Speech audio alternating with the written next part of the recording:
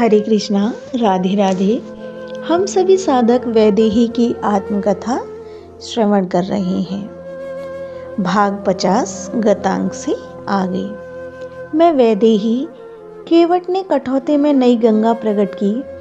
हाँ, प्रेमी में एक अलग ही ठसक होती है, अपने प्रियतम की ठसक, प्रियतम से लगे प्रेम की ठसक।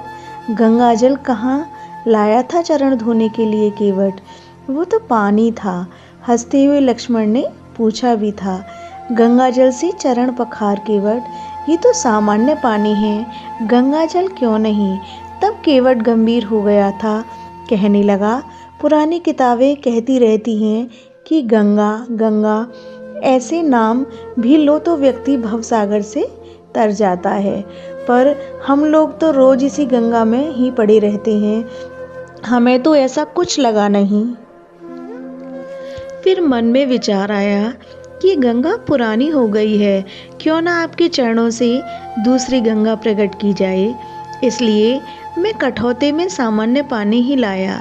चरण आपके मेरे सामने ही हैं, अब दूसरी गंगा बहने वाली है, जो प्रेम की गंगा होगी, जो सभी को पवित्र करेगी, त्रिभुवन को।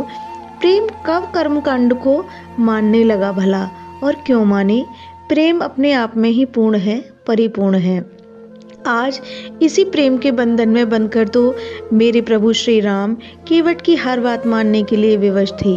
ये विवशता भी तो प्रेम की ही थी। चरण धोए केवट ने, चरणामृत पान किया।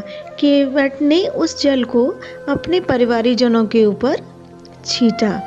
अब बैठे नौका में ये बात भी मुस्कुराकर ही पूछ रहे थे श्री राम केवट से। नहीं नहीं, अभी नहीं। केवट बोला, क्यों, चरण तो धो लिए ना, पर आप इन चरणों को फिर भूमि में रखेंगे तो धूल तो लगेगी ही ना, और धूल लगेगी तो फिर गड़बड़। केवट हंसते हुए बोला था। तो श्री राम ने पूछा, हे नाथ, ये कहते हुए केवट ने अपना गमछा बिछा दिया, अब इसमें आप अपने चरण रखिए। श्री राम प्रभु ने अपने चरण केवट की गमछा के ऊपर रखा था। आहा, कितना धन्यभागी है ये केवट। उठा लिया केवट ने मेरे श्री राम को। नेत्रों से जल गिरने लगे थे केवट के। देवों ने फिर पुष्प बरसाने शुरू कर दिए, पर केवट नाच रहा है श्री राम को उठाकर। नाव में ले जाकर बिठा दिया श्री राम को।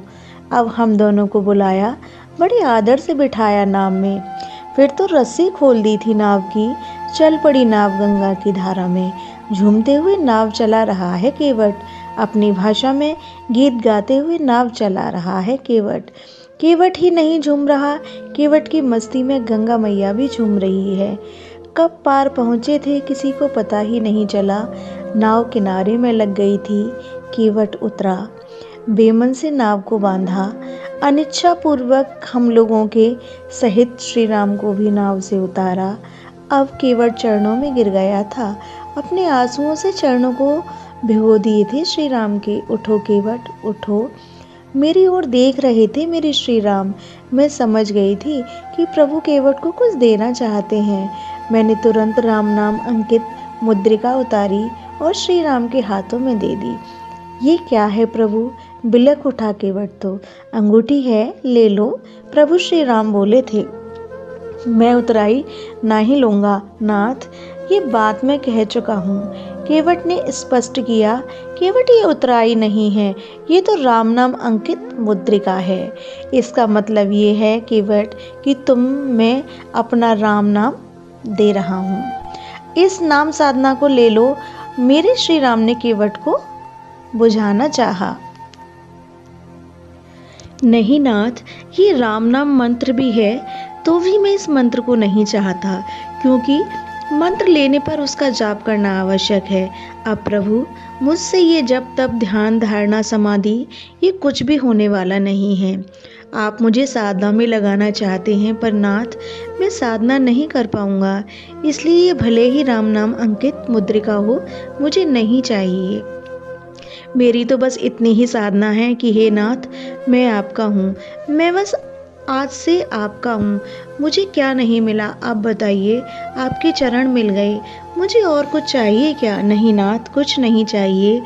आपसे संबंध जुड़ गया, आप मुझे अपना मानने लगे, मैं आपको अपना मानने लगा।